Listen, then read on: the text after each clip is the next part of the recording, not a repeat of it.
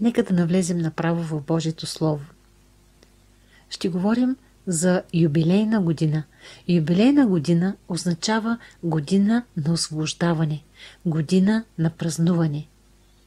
Не трябва да забравяме какво се случи през юбилейната година на евреите през 1967 година. Но преди това, през 1917 година, генерал Едмънд Алънби от британските сили влезе в Йерусалим. По това време Йерусалим беше под контрола на Отоманската империя и се управляваше от турците в продължение на 400 години. Преди това имаше и други народи, които завладяваха и подчиняваха Йерусалим, като започнете от Навуходоносор и стигнете до Мидо Персия. Следва превземането на Йерусалим от Александър Велики, владетеля на Гръцката империя. След гърците дойдоха римляните, а след тях ще е възстановената Римска империя. През 70-та година от новата ера Тит Флавий и предвожданите от него римски легиони превзеха Йерусалим, като смазаха въстанието на евреите в Юдея, опожариха храма, убиха буквално толкова много евреи и те взеха останалите живи от тях в плен.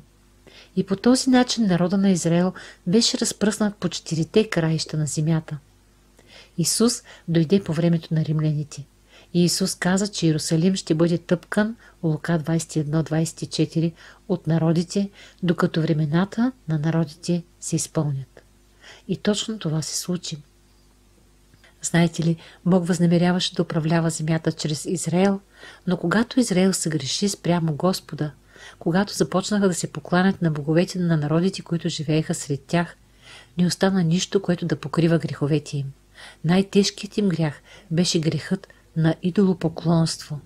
Да, те имаха и други грехове, но докато се грешаваха, те поне принасяха жертвоприношения за греховете си всеки ден. Кръвта на жертвите покриваше греховете им.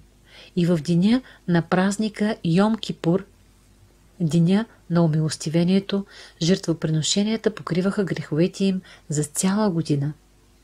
В действителност жертвите не премахваха греховете им, те само ги покриваха. Премахването на греховете се случи, когато дойде Исус, който като финално Божие агне премахна греховете на света. Днес всички наши грехове са премахнати чрез кръвта на Исус и наказанието за греховете ни е отменено. Днес нашите грехове не са покрити, днес нашите грехове са изтрити. Амин. Но по онова време, под римското владичество, Исус пророкува, когато беше тук на земята, заради това, че хората го отхвърлиха, той каза: как бих искал да ви събера под крилете си, както кокошка майка събира пилецата си под крилата си. Но вие не искахте. И сега сте оставени сами на себе си. И Исус каза: войски ще ви заобиколят и ще ви убиват и няма да ви покажат милост. И това наистина се случи през 70-та година. От 70-та година до сега, в продължение на 2000 години, Йерусалим беше превземан от най-различни народи, докато стигнем до Османската империя. През 1917 година генерал Едмънд Алънби, който вярваше в библейските пророчества, той влезе в Йерусалим пеша през портата Яфа, вместо на кон или с кола, защото той каза: моя Господ влезе в Йерусалим, яздейки магаре. Как мога аз да вляза, яздейки кон? Той слезе от коня си, влезе в Йерусалим и без да се изстреля и един куршум, турската армия напусна града. Тогава всички евреи бяха поканени да се върнат в своята родна земя. След почти 2000 години, но вие знаете историята, на поканата не беше отговорено. По онова време имаше много израелтяни, които бяха богати в Европа и другите по света. Представете си, ако те си бяха завърнали, нямаше да има Холокост и избиването на 6 милиона евреи в концентрационните лагери. Но да се върнем на освобождаването на Йерусалим от Отоманската империя. Влизането на генерал Алънби в Йерусалим отбелязва 11-тия час. Исус говори за 11-тия час в своята притча за лозето и за хората, които собственика на лозето не е. В тази притча Исус спомена 11-тия час. Поколението на 11-тия час, вие и аз, е най-благословеното, най-привилегированото поколение, сравнено с всички останали поколения. Защо казвам 11-тия час? Първата световна война приключи с Компиянското примирие на 11 ноември, точно 11 месеца след като Алънби влезе в Йерусалим. Точно 11 месеца от тогава, което си пада през ноември, което е 11-тия месец, на 11-тия ден от 11-тия месец в 11 часа беше подписано Компиянското примирие. Сега, това не беше планирано от някой човек, това беше знак, все едно Бог казваше, целият свят навлиза в 11-тия час. Амин. Юбилейната година, годината на празнуване на евреите, е на всеки 50 години.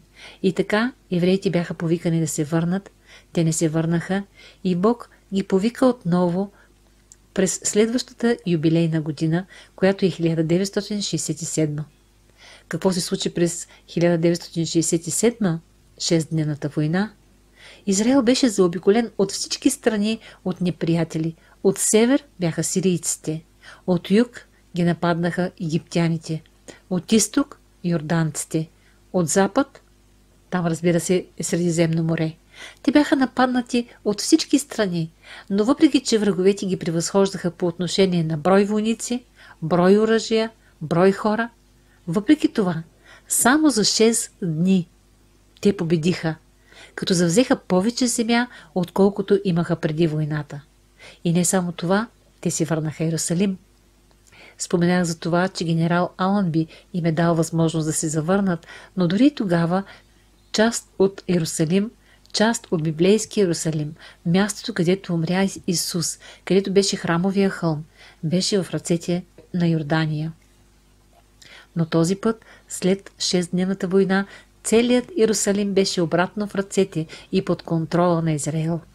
Това е изпълнение на библейско пророчество. След 2000 години народа на Израел се върна отново в земята си. Исус каза: Йерусалим ще бъде тъпкан от другите народи, докато. Това е, което се случи през 67 година. Няма друга подобна война, описана в историята на света, освен описаната в Библията битка на Исус Навиев за събарянето на стените на Ерихон и превземането му. На 7-я ден Ерихон беше техен. Така че Бог повтаряше историята. Ако погледнем 1967 година и попитаме израелтяните какво е най-важното нещо, което се е случило през онази година, те ще ви кажат: върнахме си Йерусалим и спечелихме 6-дневната война. Ние говорим за всички благословения и добри неща, които са се случили, но всъщност годината не беше започнала по този начин. Годината на празнуване и освобождение започна с това, че те бяха заобиколени от врагове. Чувствате ли се по същия начин днес? Чувствате ли се все едно сте заобиколени от трудности, проблеми, предизвикателства? Да, пастор Принц говори за година на празнуване, но за мен няма никаква свобода. Проблемите идват един след друг. Така започна и годината за Израел през 1967. Но каква славна победа! Победата, която ще имате, ще е по-голяма от всички проблеми, които сега имате. Амин? Хвалете Господа. Така ще бъде. В Левит 25:9 се казва: и тогава на 10-тия ден от 7-я месец да направиш да се затръби с тръба. В деня на умилостивението да направите да се затръби с тръба по цялата ви земя. Всяка година Израел спазва празника Йом Кипур, деня на умилостивението. Дори и до днес това е най-тържественият празник за Израел, дори и до днес те го спазват. Но запомнете това, всеки 50-ти Йом Кипур, когато се принася приноса за грях, тръбата на юбилея тръби. С други думи, свободата е утвърдена, свободата е основана на кръвта на приноса за грях. Амин. Заради това, което направи Исус, ние днес сме свободни.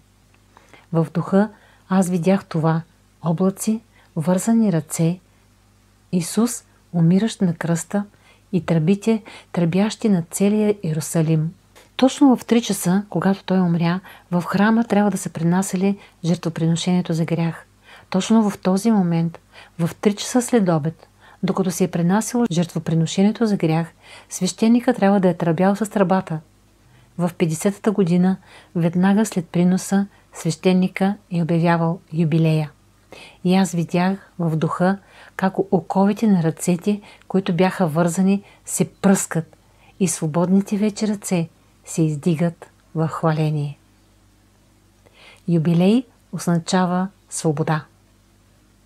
Макар католическата църква след 1300 година да започва да отбелязва юбилейна година, корените на юбилейната година са описани още в Левит 25 глава. Там се казва Левит 25.10. Господ казва: да осветите 50-та година. Всяка 50-та година ще е юбилейна година и да прогласите освобождение по цялата земя на всичките й жители. Това ще ви бъде юбилей. Това е година за празнуване и почивка. Година посветена на Господа.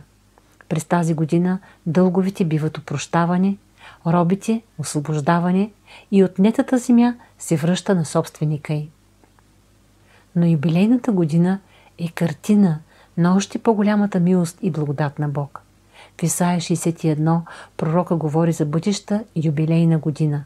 Исаия пророкува за време, в което Бог ще освободи своите хора от тяхното робство и дългове. В началото на своето служение Исус цитира това пророчество, за да обяви, че Той ще извърши всичко, описано в юбилейната година. Той каза: Духът на Господа е върху мен, защото ме е помазал да донеса радостни вести на бедния. Той ме изпрати, за да обявя свобода на пленниците, връщане на зрението на слепите и пускане на затворниците на свобода, и да обявя годината на приемането от Господа. Исус идва не само за да изпълни Стария завет, но за да ни даде много повече. Той изпълнява годината на юбилея от Стария завет, но с обещанието за още по-голяма свобода. Свобода от смърт и грях. Годината на приемането от Господа или благоприятната Господна година на гръцки е Дектос, на еврейски е Разон в Исаия 61. Думата означава година на щедро изобилие на добри неща. Изобилна благодат. Така че очаквайте това да се случи. Не очаквайте проблемите ви да изобилстват. Амин.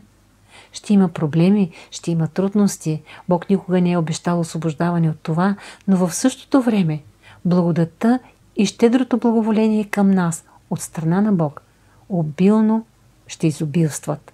Може да чуя едно хубаво амин? Така че запазете това в ума си, хора. В този момент може да сте заобиколени с много проблеми, но очаквайте изобилие от добри неща от Бог в живота си. 6-дневната война през 1967 година е свидетелство, което ни дава надежда. Нещо, което никъде и никога по света не се е случвало. Това е безпрецедентен случай, до такава степен, че военните в света изучаваха 6-дневната война, как Израел е победил, но те забравиха фактора Бог. Не е толкова Израел, колкото е Богът на Израел. Може ли да чуят много хубаво амин? Слава на Бог!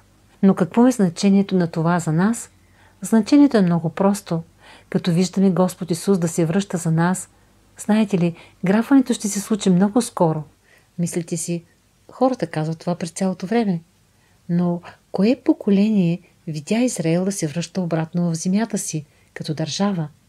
Нито едно друго поколение не е видяло Иерусалим след 2000 години да се връща обратно в притежание на първоначалните си собственици. Ние сме това поколение. Тези от вас, които са родени през 50-те години, тези от вас, които са родени през 60-те, през 70-те години, вие сте поколението. И Исус каза, че това поколение няма да премине, докато всички тези неща не се изпълнят. Но, пастор Принц, никой не знае деня на грабването. Така е, прави сте. Библията казва, денят и часът никой човек не знае. И ако някой ви каже, че знае денят и часът, те ви учат погрешно. Обаче Библията казва, че въпреки, че не знаем нито деня, нито часа, ние виждаме, че деня приближава. Евреи 10.25. Така че преди нещата в света да станат още по-зле, преди описаното в книгата Откровение, съдене и така нататък да се случи, вероятно е дори да има война, в която се използват атомни бомби. Защото в книгата Откровение се казва, че 1/3 от населението на света ще бъде избито. Но преди всичко това да се случи, преди последните 7 години на голямото страдание, Библията казва, че ще има грабване. Гръцката дума е харпадзо, която означава да изтръгнеш. Църквата ще бъде изтръгната от голямото страдание. Амин. Исус е нашия съпруг, нашия младоженец. Ние сме неговата невеста. И в старите обичаи на Близкия изток, и този обичай все още се практикува на някои места в Близкия изток, в стари времена, когато израелтяните са предавали невестата не е знаела точното време, когато ще дойде младоженеца и ще я вземе в дома си.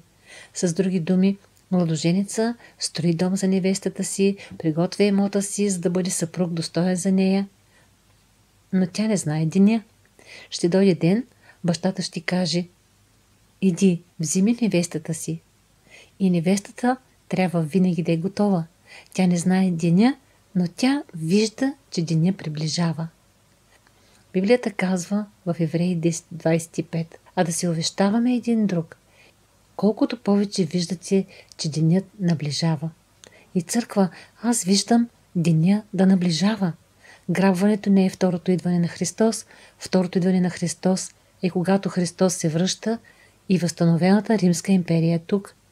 Тя вероятно ще е в Европа, защото римляните бяха в Европа най-вече. И във възстановената Римска империя ще се издигне лидер, който е наречен в Библията Антихрист. Той е безбожен, той е зъл и Господ ще го унищожи и ще установи милениум. Като рай, милениум, хилядолетно царство на земята, където вълкът и агнето ще седят заедно, нищо няма да разрушава. Амин. Ние очакваме с нетърпение това, но ние няма да минем през голямото страдание. Ако вярвате, че ще минете през голямото страдание, помогнете си сами. Но за мен, аз виждам в Библията, че ние ще бъдем грабнати, изтръгнати от голямото страдание. Може да чуе едно хубаво амин. Младоженеца идва за своята невяста и той ще изтръгне невястата си от цялата тази каша, преди да стане още по-зле. И грабването не е нищо повече от това вярващите да получат финалното си притежание, за което Исус умря, за да ни го даде. И какво е то? Ново тяло. Виждате ли, ние не отиваме в небето летейки, като духове. Не, ние ще имаме тяло, като тялото на Исус, когато беше възкресен от мъртвите. И това е тяло, което може да преминава през стени. И все пак той каза: докоснете ме. Тялото му е материално. Исус каза: духът няма плът и кости, както виждате, че аз имам. Той каза това, след като възкръсна от мъртвите. И нашите тела, казва Библията, ще бъдат като неговото тяло. Библията казва в Филипяни 3:20, защото нашето гражданство е на небето, откъдето и очакваме Спасител, Господ Исус Христос, стих 21, който ще преобрази нашето унижено тяло, за да стане съобразно с Неговото славно тяло, според действието на Неговата сила, с която Той може да покори всичко на себе си. Бог ще преобрази старото ни тяло, няма да го унищожи, но ще го преобрази в тяло, подобно на славното тяло на Неговия Син. Тялото ни ще бъде славно тяло. То не подлежи на опадък, не подлежи на болест и е тяло, което никога няма да остарее. Ще бъдем завинаги млади, амин, завинаги здрави. И никога няма да ни доскочее в това ново тяло, амин. Хвалете Господа, алелуя! И така, ние ще имаме напълно ново тяло. Това е грабването. Това е получаването на финалното притежание от финалната част от наследството ни. До тогава хората се борят с болести, с остаряване и други подобни неща и въпреки, че ние вярваме на Бог за излекуване, ние очакваме с нетърпение финалното ни купено с кръвта на Исус притежание. Нашите нови тела, може да чуе едно хубаво амин. И ние ще пътуваме със скоростта на светлината толкова бързо. Ние имаме колесници от огън и никога няма да умрем. Колко бързо може да се движите, ако знаете, че не можете да умрете? Никога. Смъртта е под краката ви. Амин. Смъртта беше победена от Исус. Така че, хвалете Бог. Но искам да ви кажа нещо. Първата област, в която Бог иска свободата ви да се прояви, е това, за което Той ме помоли да проповядвам днес. Ако бъда оставен сам на себе си, на собствените си знания, вероятно щях да проповядвам за нещо друго, но Господ иска да проповядвам за това. Това е най-първата област, в която Бог иска да произнесе юбилей за вас. Евреи 2.14-15. И така, понеже децата са участници в плът и кръв, той подобно взе участие в същите неща, за да унищожи чрез смъртта този, който има властта на смъртта, т.е. дявола, и да избави, да освободи всички онези, които чрез страха от смъртта през целия си живот са били подчинени на робство. Много пъти ние си мислим, да, хората имат всякакви страхове, но те нямат нищо общо с страха от смъртта. Или хората имат най-различни страхове, не е само страха от смъртта, но всъщност страхът от смъртта е майката на всички страхове.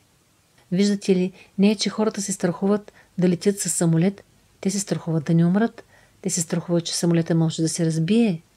Ако лекарят каже, трябва да ви оперирам, хората казват, не, от млад се страхувам от операция. Не е, че се страхуват от операция, те се страхуват от смърт. Много от страховете, ако ги проследим, ще стигнем до страха от смъртта.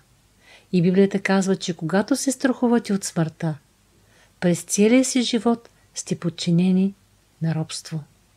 Така че първата област, в която Бог иска да затръби с тръбите на юбилея в живота ви, е свобода от страха от смъртта. Може да чуе едно хубаво амин. Когато сте свободни от страха от смъртта, ще бъдете свободни от най-основното нещо, което ви е карало да сте в робство през целия ви живот. Така че ще отговоря на първия въпрос. Защо този страх от смъртта кара хората да са подчинени на робство? Ще отговоря на въпроса кой е силата на смъртта и как така Библията казва, че Исус унищожи дявола, който имаше силата на смъртта. Защо дявола има силата на смъртта? Откъде взе тази сила?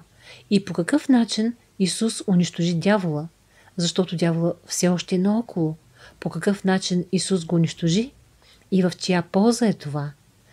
Евреи 2.16. Защото наистина той не помогна на ангелите, а помогна на Авраамовото потомство. Кое е потомство? Семе на Авраам.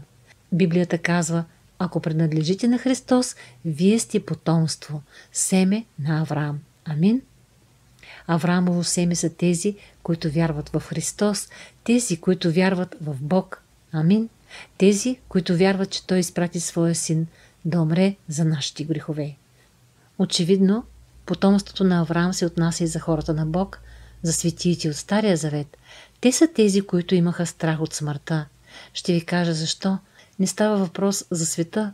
Света, разбира се, много от хората имаха страх от смъртта. Някои от тях се опитаха да потиснат страха си от смъртта, някои от тях не искаха да говорят за страха си от смъртта, някои от тях присъстваха и досега се случва на погребения неохотно. Те няма да ви кажат, че не харесват да са там, но те са там. Истината е, че хората се опитват да не мислят за неизбежния си край. Защо? Защото смъртта за тях е пълна с ужаси, пълна с неизвестност, странни условия, странна обстановка. Има много ужаси и страхове, срещу които те не искат да се изправят.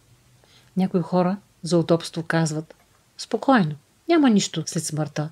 Като умреш, просто си мъртъв. Но някъде, дълбоко в себе си, в съвестта им има нещо, което им казва, че има живот след този живот. Ако искате да знаете повече за живота след живота, как живота продължава, много интересна книга, която ви препоръчвам да прочетете, е книгата на доктор Морис Роулингс "Отвъд вратата на смъртта". Много интересна книга. Автор е лекар, работещ в интензивно отделение. Хората, които приемат там, са близо до смъртта и той връща много хора обратно към живота. Преди да се сблъска с случаи на хора, които са минали през смъртта и са се върнали обратно, той не бил християнин, не бил вярващ, но след тези свидетелства той си върнал вкъщи и прочел Библията си от край до край. И той самия свидетелства, и вие може да прочетете всичко това в книгата му, как когато връщал към живот невярващи хора, те отчаяно го молили да не ги оставя да се върнат където са били. Но когато връщал към живот вярващи, понякога вярващия се оплаквал. Защо ме върна обратно? Защото човек е видял небесата. Инстинктивно, дълбоко в себе си, хората знаят, че има живот след този живот, но те се страхуват от смъртта. И така, да се върнем на стиха, където си говори за страха от смъртта. Стиха се отнася за Божите хора в Стария завет. Божите хора под Стария завет имаха светлина по този въпрос, защото познаваха Бог. Те знаеха достатъчно, но тези старозаветни светци, въпреки светлината, която имаха, те нямаха знанието за завършено откупване, за завършено изкупление. Те нямаха знанието, което вие и аз имаме, че Исус е завършил делото на Бог, че въпросът за греха и дълговете ни е решен. Амин.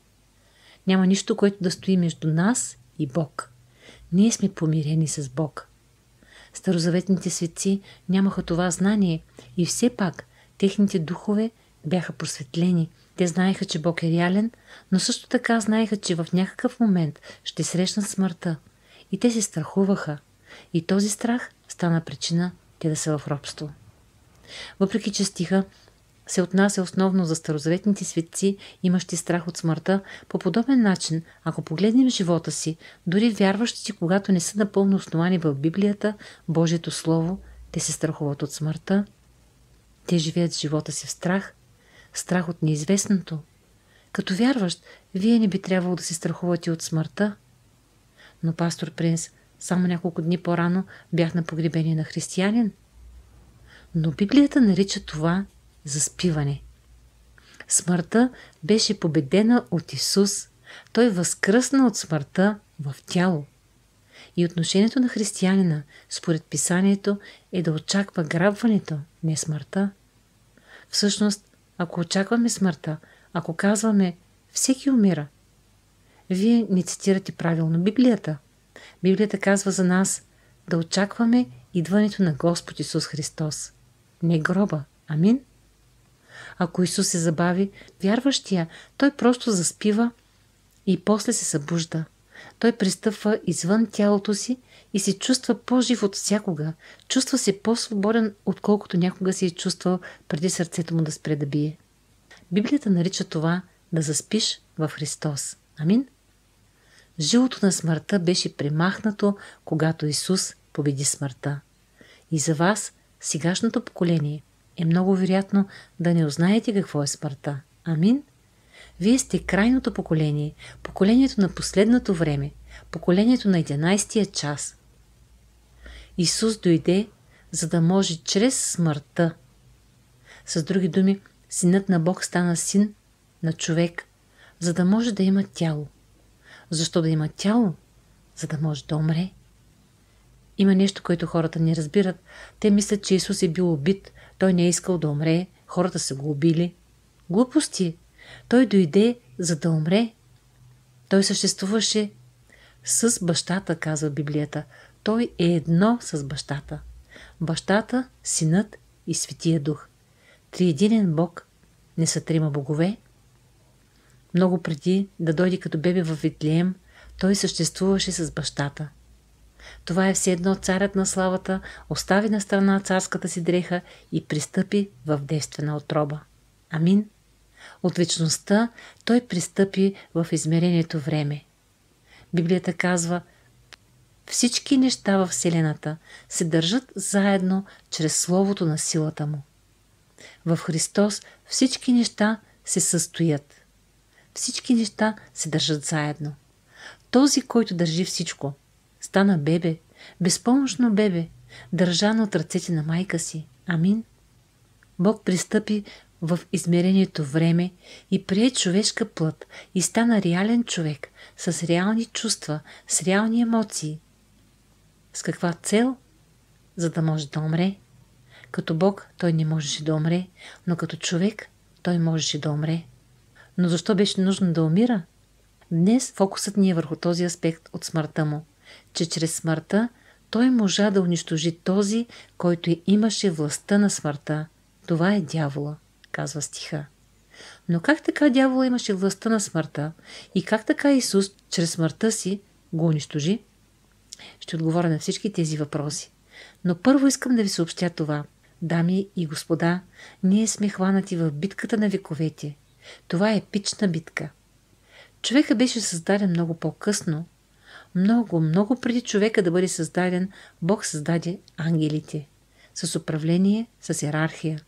Библията казва, нашата борба, Ефесяни 6.12, не е срещу плът и кръв, но срещу началствата, срещу властите, срещу духовните сили на нечестието в небесните места. Съществуват зли духове с ниски рангове, с по-високи рангове, докато стигнете до самия Сатана, но в началото нямаше никакви зли духове. Бог не създаде дявол. Бог създаде ангели. И ангелите, дори те имаха йерархия. Ангелите на най-висока позиция се наричат на еврейски керув, в множествено число керувим. Ние ги наричаме херовими. За нещастие, мисля, че това е трик на дявола. Той е направил така, че хората да мислят, че херовим е сладко бебе в пелени, държащо лък и стрела. Той стреля по вас и вие се влюбвате. Но това няма нищо общо с истината. Керувим или херовимите, те са ангелите на най-висока позиция, най-близко до Бог.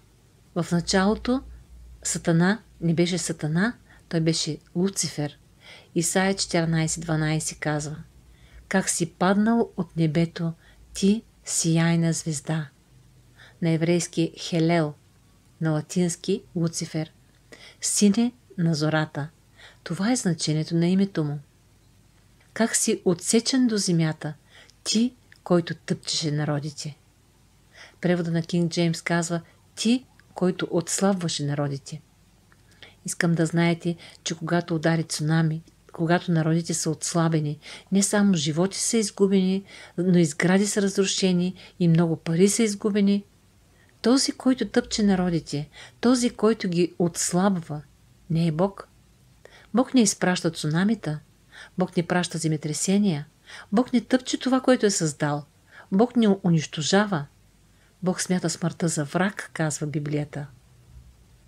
Когато Бог подготви земята за човека, в плановете му не влизаше смъртта. В плана на Бог не влизаха болестите. Бог не беше планирал дори човека да остарява. Тогава защо виждаме всички тези неща? Заплатата за греха е смърт, казва Библията. Заплатата за греха е смърт. Болестта, остаряването е начало на смъртта. Трябва да разберете Божието сърце. Бог е добър Бог, но съществува дявола. Как Луцифер стана дявол? Той беше един от херовимите, един от тримата ангели, които имаха най-висок ранг, най-висока позиция. Единствената по-висока позиция беше позицията на Бог. Между другото, осигурителните компании пишат в договорите си: не сме отговорни за бедствията от Бог, земетресения, цунами и така нататък. Но знаете ли, те не идват от Бог. Амин. Понякога, като гледам телевизионните канали, Нетджео, История, има такова изобилие от документални филми, отнасящи се за НЛО. Забелязали ли сте това? На хората им е по-лесно да вярват в извънземни, отколкото в всемогъщия Бог, който създаде небесата и земята. И те се опитват да обяснят нещата научно. И между другото, няма такова нещо като Бог срещу науката. Това е, което дявола иска да мислите. Много велики учени, плюс този създал ракетата, Вернер фон Браун е името му, те всички бяха истински вярващи. Те вярваха в Бог. Няма такова нещо като Бог срещу науката. Бог е срещу наука, която е зло за човека, но съществува и наука, която е в синхрон с Бог, в която Бог и човек работят заедно.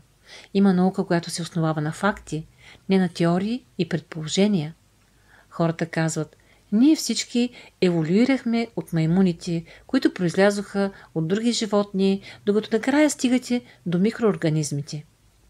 Въпрос: как се е появил микроорганизма? Какво му даде живот? О, не, микроорганизма е източника. Той сам се е създал. Как така той ще е източникът, след като не може да създаде себе си сам? Амин? Какво създаде това нещо? И как така от ниша форма на живот то отива към по-висша форма? От това, което аз знам, ако ми дадете горещо кафе, като го оставя за малко, горещото кафе никога не става по-горещо, то става по-студено. Всяко нещо дегенерира, всяко нещо се разпада с времето. Защо когато остарявате още и още, говорейки в естественото, не е нужно да го приемате, но в естественото, колкото повече време минава, всяко нещо започва да се влошава. Оставени сами на себе си, нещата се разпадат, нещата рухват. Никога не минават от по-ниско ниво към по-високо ниво. Винаги е от по-високо ниво към по-ниско ниво.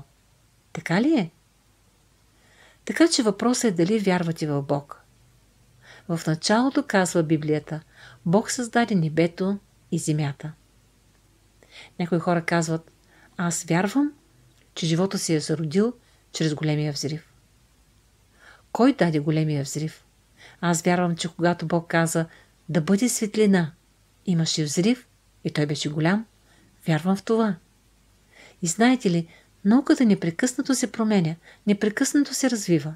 Тя не е нещо, което е сигурно.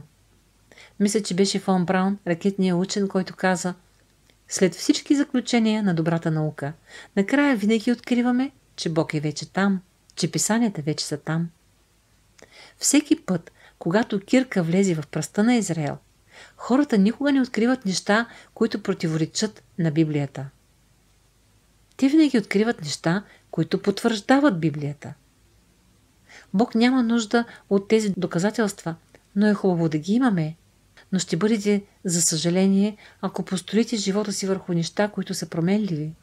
Дори и науката променя мисленето си. Амин? Ние не строим живота си върху предположения.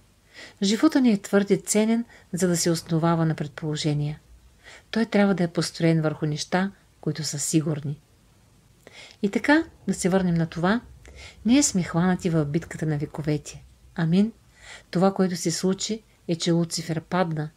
Луцифер се провали и това, което се случи. Исаия 14. Бог каза на Луцифер: а ти си казваше в сърцето си: в небесата ще се изкача, ще издигна нагоре престола си над Божиите звезди. Звездите на Бог, това са ангелите. Той наистина си мислеше, че ще стане по-велик от всички ангели. Въпреки че той имаше позиция над ангелите, това не му беше достатъчно. Той поиска да се издигне отвъд тази позиция и да стане като Бог. Той си казваше: ще издигна нагоре престола си над Божите звезди и ще седна на планината на събранието в крайния север. Ще се изкача над висотата на облаците. Ще бъда подобен на Всевишния. В превода на Янгс, който е буквален превод, се казва: и ти си каза в сърцето си: вървя нагоре в небесата, над звездите на Бог издигам престола си, и аз седя в планината на събранието в крайния север. Аз се издигам нагоре над височината на плътен облак. Аз съм като Всевишния Бог. Той искаше да узурпира Божия престол. След това Бог каза: обаче ти ще се снишиш до преизподнята, това е ада, до най-долните дълбочини на рова. В Езекил 28 имаме още едно описание на дявола. Езекил 28 започва с разказ за принца на Тир. Не се говори за цар, а за принц. В онези дни Тир се намираше където днес е Ливан и по това време имаше остров наречен Тир, а също и земя близо до острова наречена Тир. Това беше град подобен на Ню-Йорк, много голям град. Жителите му се хвалиха пред гърците: вие никога няма да ни завладеете. Защото това беше остров, те можеха да стрелят оттам и да спрат хората да ги достигнат. Но Александър Велики построи рампа от пристанището до острова, той я построи бавно и по нея войниците успяха да навлязат в територията на острова. И той завладя Тир. И пророкът беше изпратен да говори на принца на Тир, управляващия Тир. Но по някое време в тази глава, вместо да продължи да говори на принца на Тир, пророка започна да говори на царя на Тир. Кой е царя? Царя е злото същество, което е зад принца на Тир. Бог говори на дявола. Езекил 28:14. Ти беше помазан херовим, за да покриваш. Обърнете внимание на думите да покриваш. Всичко това има общо с това, как така той има властта на смъртта. Какво означават думите Исус го унищожи, онзи, който имаше силата или властта на смъртта? Как Исус освободи тези, които се страхуваха от смъртта?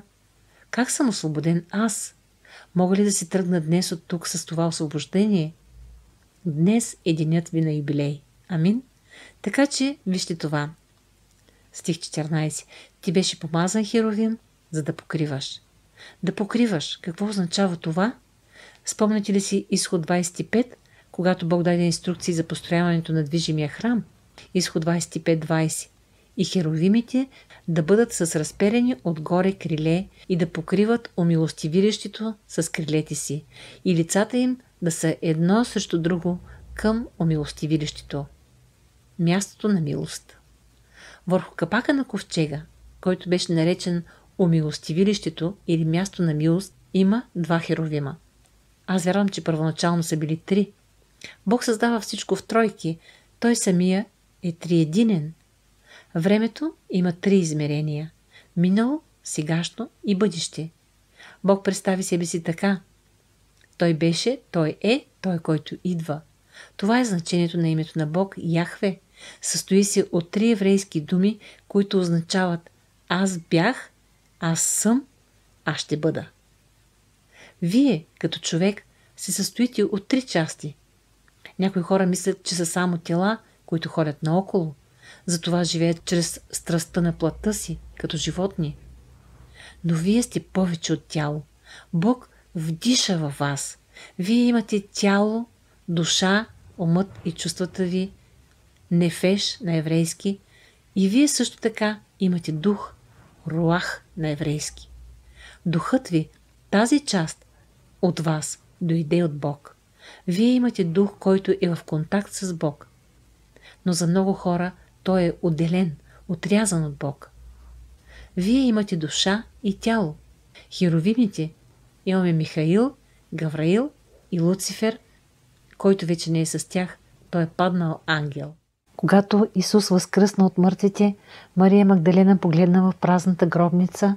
Между другото, празната гробница е все още там. Можете да я видите в Израел. Вярвам, че това е автентичната гробница. Тя погледна вътре в празната гробница и видя мястото, където тялото на нашия Господ е лежало. Той възкръсна от мъртвите. И какво ще видя тя?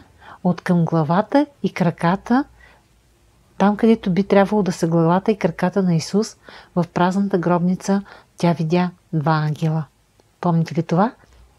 Тя видя истинския ковчег на завета, капака, наречено милостивилище, където се напръскваше кръвта, и 2 херовима в 2 края на капака с разперени крила. И аз мисля, че в случай толкова славен като възкресението на нашия Господ, не биха дошли кои да са ангели. Аз мисля, че са дошли най-върховните ангели. Трябва да са били Михаил и Гавраил. Много години след войната започнала на Йом Кипур, най-големият празник на Израел, тъй като хората празнуваха в този ден, вражеската армия успя много бързо да навлезе навътре в страната. Това се случи през 1973 година. Един сирийски командир на танков взвод разказва, че когато напредвали навътре в Израел и стигнали до Галилея, те спрели, защото погледнали към небето и видели оттам да излиза ръка, която казвала «Стоп!» И така те спрели. Не посмях да продължа, разказва той. Има описани случаи, когато 4-5 човека от Израел са заобиколени, те са на хълм и са заобиколени от стотици сирийци. Куршумите им започват да привършват и после те виждат как сирийците започват да сочат нещо в небето и се разбягват. По-късно, когато войната приключва, един от тези сирийци бива пленен и той разказва, че те всички избягали, защото видели небесни същества. И отново има толкова много истории като тези. Наскоро имаше история за ракета, която навлиза във въздушното им пространство, дори е заснета на видео. Тя идва към Тел Авив и би трябвало да удари града, но вместо това застава във въздуха, стои за малко, завърта се все едно, някой я обръща в друга посока и отива направо в морето. Човекът, който управлявал ракетната защита, бил невярващ евреин, не бил религиозен, но след този случай той отишъл в синагогата си. Много от хората, участвали във войната, твърдят, че са видели ангели. И аз ви казвам, хора, ангелите са истински. Бог казва, че Той ще изпрати ангелите си, за да ви пазят във всичките ви пътища. Така че аз вярвам, че съществуваше Луцифер, съществуваше Гавраил, съществуваше и Михаил. Трите ангела на най-висока позиция. Но Луцифер, това дойде в сърцето му. Той си каза: аз ще се изкача нагоре и ще стана като Всевишния Бог. В Езекил 28:14 Бог казва: ти беше помазан херовим, който покрива. Какво покрива? Покрива умилостивилището, мястото на милост, мястото, където се напръсква кръвта за прошка на греховете. С други думи, те бяха пазители на Божията святост, те бяха пазители на Божията праведност. С други думи, той беше пазител на Божията святост, той беше пазител на Божията праведност. И мястото на милост, ковчега на завета, е видим образ на трона на Бог. Давид каза в повече от един псалм: Бог, който живее между херовимите, Бог, който царува между херовимите. Той говори за ковчега на завета. Ковчега на завета е познат като престола на Господа на силите. Той е картина на истинския престол в небесата. Бог създаде тези херовими. Бог създаде тези ангели като представителство, като представители на Неговата праведност и святост. Те са пазители на Божия престол. Амин. После Бог каза, Езекил 28:14: и аз те поставих там, и ти беше на Божия свят хълм и ходеше сред огнени камъни. Стигнахме до това, каква е функцията на дявола. Ако аз ви кажа: покажете ми делата на дявола, вероятно ще ми покажете място, където се събират леки жени, и вероятно ще кажете: погледни горката проститутка, която чака там на ъгъла, или виж този човек, той взима наркотици, можеш да видиш това по изражението му. И вие казвате: това са делата на дявола. Това е, което дявол е направил на тези хора. И вие не грешите. Ние мислим, че дела на дявола са бандите и така нататък. Но това всъщност е дело на по-ниско поставените демони. Но ако ви покажа някой, който е добре приет в обществото, той вярва в моралността, той има добра позиция, такива хора може да са проповедници, но от тях никога не чувате името Исус. Никога не чувате да говорят за кръвта на Исус. Всичко, което чувате, е човека. И как човека може да бъде като Бог. Човекът може сам да се реализира, сам да се осъществи. Ако ви попитам от тези две групи, коя е дело на дявола, повечето хора ще посочат към първата група. Но аз ви казвам това. Втората група е точно това, което върши Луцифер. Призванието му беше да покрива умилостивилището и въпреки, че той е паднал днес, той все още не приема, че е свален от своята позиция. Той не приема този факт. По някакъв откачен начин той все още иска да узурпира Божия престол. Аз мислех, че няма никакъв начин той да узурпира Божия престол, но след малко ще ви покажа как той мисли, че това е възможно. Но не забравяйте, той беше създаден. Бог не е създаден. Бог е създателят. Затова Бог е Бог. Луцифер беше създаден. Да, той беше създаден с дарове и помазание. Той беше помазания херовим, с помазание и дарове да защитава Божията святост и праведност. По изопачен начин днес той все още мисли, че прави това. Той ще дойде при вас и ще ви каже: знаеш ли, ти си нарушил Божия закон? Знаеш ли, че сега си грешник в очите на Бог? Сега не можеш да очакваш нищо друго, освен осъждане. Знаеш ли какво? Годината на юбилей забравя. тя не важи за теб. Библията казва, дори Сатана се е преобразил на ангел на светлината и неговите служители са се преобразили като служители на праведността. Не е праведност от вяра, чието край е според техните дела. Той прославя моралността, той прославя човешките дела, но вие не чувате името Исус, не чувате Спасител. Ние всички се нуждаем от Спасител. Вие не можете сами да се спасите. Вие не чувате нищо от това. И тези неща могат да дойдат дори от амвона. Но най-голямото постижение, най-върховното постижение на Луцифер, който стана Сатана, е, че хората не виждат това и той е основан на гордост. Аз ще бъда като Всевишния Бог. Аз ще се издигна. Ще издигна престола си над. И днес вие може да видите гордост в живота на хората, не знаещи, че когато Исус дойде, той не тръгна по пътя на дявола. Библията казва, той стана човек. Една стъпка надолу. Има 7 стъпки надолу. И като беше човек, той прие форма на слуга. Амин. И той служи на хората и умря. И каква смърт? Най-лошата смърт, смърт на кръст. 7 стъпки надолу. И вижте какво направи бащата за него. 7 стъпки нагоре. Затова Бог го превъзвиши, казва Библията. Даде му име, което беше над всички други имена. Пред името на Исус всяко коляно ще се преклони. Нека само ви кажа това. Ако смирите себе си, Бог ще ви издигне. Начинът на дявола е сигурен начин, че ще бъдете унизен. Амин? Амин? Слушате ли? И така Сатана отговаряше за определена част от ангелите.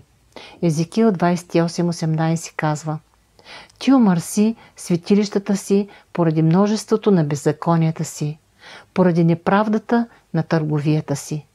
Затова извадих огън и сред тебе, който те изяде, и те направих пепел върху земята, пред очите на всички, които те гледат. Ние мислим за търговията като за бизнес, но дявола беше създаден с скъпоценни камъни. Той няма нужда да прави бизнес, за да увеличи богатството си. Въпреки че такъв дух все още задвижва хората по този начин. Но думата, преведена там като търговия, от еврейски е думата клевета, злословие, да повредиш репутацията на някого, като говориш лъжи за него. Той наклевети Бог, той говори лъжи за Бог, за да накара ангелите да го последват. Амин. И той успя с 1/3 от тях. Да благодарим на Бог, 2/3 от тях са с нас. Той клеветеше Бог точно като Авесалом, сина на Давид. 2 Царе 14:25, там се казва: Авесалом беше по-красив от всеки израелтянин. Косата му беше толкова красива. Библията казва, че от петата на крака му до върха на главата му нямаше в него нито един недостатък. И въпреки това той се изправи срещу баща си, за да стане цар. 2 Царе 15. И Авесалом ставаше рано и заставаше отстрани на пътя за портата. И всеки, който имаше дело, за което идваше при царя за съд, Авесалом го извикваше и казваше: Ти от кой град си? А той казваше: Слугата ти е от едно от израилевите племена. Тогава Авесалом му казваше: Ето, делото ти е добро и право, но от страна на царя нямаш никого, който да те изслуша. И Авесалом казваше: О, да бях поставен аз за съдия на страната, да идва при мен всеки, който има дело или съд, и аз щях да му отдавам правото. И когато някой се приближаваше, за да му се поклони, той простираше ръката си и го хващаше и го целуваше. По този начин постъпваше Авесалом с всеки израелтянин, който идваше при царя за съд. Така Авесалом крадеше сърцата на израилевите мъже. Какъв дух вдъхновяваше Авесалом? Между другото, той умря млад. Какъв дух го изпълваше с енергия? Дух на гордост. Луцифер. Слушате ли, хора? Така че начинът, по който дявола представя себе си и днес е като пазител на Божията святост. В книгата Йов си казва, книгата Йов е най-старата книга в Библията, в първата глава на книгата си казва: един ден Божите синове дойдоха да се представят пред Господа и между тях дойде и Сатана. Тук вече той е наречен Сатана. Думата Сатана означава противник. И Господ каза на Сатана: откъде идваш? А Сатана отговори на Господа и каза: от обикаляне нагоре-надолу по земята и от ходене насам-натам по нея. И Бог каза: обърнал ли си внимание на слугата ми Йов? Знаете ли какво го пита Бог? Откъде идваш? Когато Бог зададе въпрос, Бог винаги знае отговора, но той иска да чуе вашия отговор. Знаете ли какво каза дявола? От обикаляне нагоре-надолу по земята и от ходене насам-натам по нея. Всъщност той казва: аз върша това, което съм вършил винаги. Аз съм пазител на твоята праведност. Проверявам земята, за да видя кой е праведен и кой не е. Така че да въведа в действие смъртната присъда, която ти произнеси в Едемската градина, когато каза на човека: в деня, в който ядеш от дървото, умирайки, ще умреш. Това е от еврейски. Той не умря моментално. Умирайки, ще умреш. Това е, което Бог каза на Адам в градината. Дяволът каза: аз просто правя това, което винаги правя. Ти ме създаде с тази цел. Аз съм пазител на твоята праведност, на твоята святост. Така че той отказа да приеме падението си. Той отказа да приеме, че е свален от позицията си. Той все още вярва, че е пазител на Божията святост. Но в сърцето му е тази мисъл: един ден ще взема твоя престол. Разбирате ли? И това е причината Бог да му отговори по начина, по който му отговори. Йов 1.8. Обърнал ли си внимание на слугата ми Йов? Бог знаеше, че очите му вече бяха върху Йов. Защото спомняте ли си, Йов започна да се чувства така: аз бях очи за слепите, аз помагах на бедните, аз обличах нуждаещите се. Йов започна да говори за всички неща, които е направил. Докато накрая Бог говори на Йов по такъв начин, че Йов беше съблечен от цялата си собствена праведност. И той каза: бях чувал с ухото си за теб, но сега те виждам с очите си и се разкаивам. Нужно е да разберете, че дяволът още не приема падението си. Той все още си мисли, че е пазител на Божията святост, но в същото време мотива му все още е да стане Бог, да завземе Божия престол. С мен ли сте до тук? Имаше нещо, което се случи, когато той беше хвърлен долу. Бог казва, Езекил 28.15: ти беше съвършен в пътищата си от деня, когато беше създаден. Не забравяйте, той е създаден. Той не може да бъде по всяко време, на всяко място. Някои от вас казват: Сатана дойде при мен миналата седмица. Или Сатана направи това. Чуйте, Сатана не е навсякъде. Да видим как продължава стиха. Докато се намери беззаконието, други преводи казват: докато се намери грях в теб. И какъв е греха? Грехът му е: ще завзема Божия престол. Аз ще бъда Бог. Така че вижте това. Това е битката на вековете. И така плана на дявола беше да узурпира Божия престол. Имаше един единствен начин, по който можеше да го направи. Как? Искам да запомните това. В Псалм 89.14 се казва: праведност и правосъдие са основата на престола ти. Милост и истина ходят пред лицето ти. Искам да ви кажа това. Праведност и правосъдие са основата на Божия престол. Божият престол е основан върху праведност и правосъдие. Ако Бог дори само веднъж извърши нещо неправедно или извърши нещо, което не е правосъдие, Сатана ще разруши устоите на Божия престол. Тактиката на Сатана цели да разруши устоите на Божия престол, да накара Бог да направи нещо неправедно. И когато Бог постави Адам на земята, Сатана разбра, че Бог обича човека. Той също завиждаше, защото в Евреи 2 се казва: Бог не помогна на ангелите. Тук става въпрос за падналите ангели. Исус не дойде и не умря за падналите ангели, но Той помогна на потомството, семето на Авраам. Исус дойде, за да умре за вас и мен. Бог създаде човека и Бог обичаше дълбоко човека. Беше очевидно, че Бог обича човека. Бог направи човека по своя образ и Бог изля в него цялата доброта. Бог му даде всичко на земята, за да му се наслаждава. Милионите дървета и плодни дървчета.